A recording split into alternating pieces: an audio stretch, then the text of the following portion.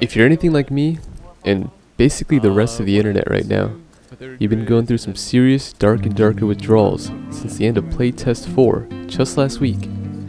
Fortunately for you, the dev team has been hard at work in prepping to release the next set of content updates for us to binge on in Playtest 5. Though we haven't received any official news yet, in the past Ironmace has been fairly transparent on their smaller updates, such as last playtest trading post quality of life additions, in-game reporting system, and more language support. They even will give us some info on their larger projects, like the solo player map, Goblin Caves.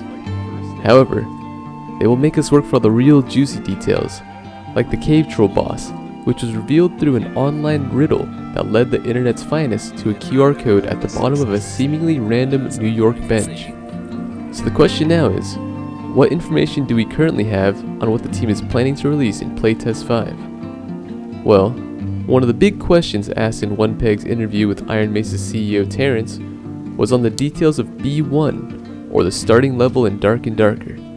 He asked more specifically if the rumors stating that this level will be outside are true, and if we would be able to see the sky. For those who don't know, the dungeon map your character spawned into in Playtest 4 was actually this game's second level, and the red down portals led you to the third floor, Hell. No one yet has played on the starting level of Dark and Darker. Terrence's response to this question was mostly up in the air, as this interview was recorded in between Playtest 3 and 4, and the team was only just having discussions on what the starting level could be. He did state that they might have openings in the ceilings to hint that there would be some sort of outdoors, and that you aren't always going to be in the dungeons, but it looks like these small details didn't quite make it in for PT4. From the game's theme and some context of the interview, it looks like the starting area might have elements of a dark fantasy forest and components of upper floors of a castle that may join into the dungeon level.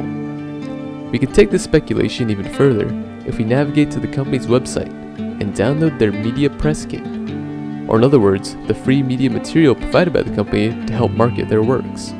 One of the folders in this press kit is dedicated to some of Dark and Darker's selected concept art, such as the Enter the Dungeon collection, which depicts some of the game's current classes, the fighter, the ranger, the wizard, as well as some of the planned classes, such as the bard and the druid, as confirmed by their lead game designer.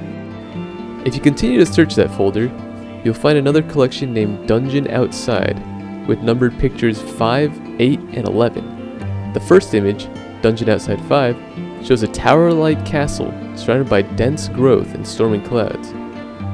Picture 8 shows the ruins of what we could assume to be another castle, but with more of a barren landscape and an eerie blue glow. The last image, picture 11, shows a coastal structure with a bright white and leafless tree erupting from the center.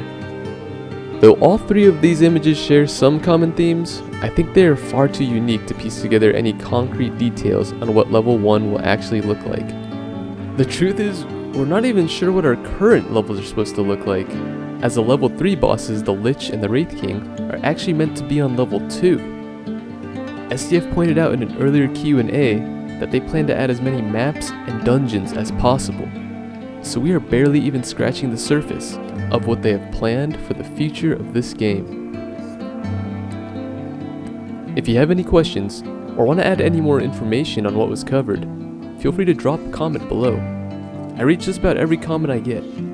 Thanks for watching my video, and I hope I'll see you in Playtest 5.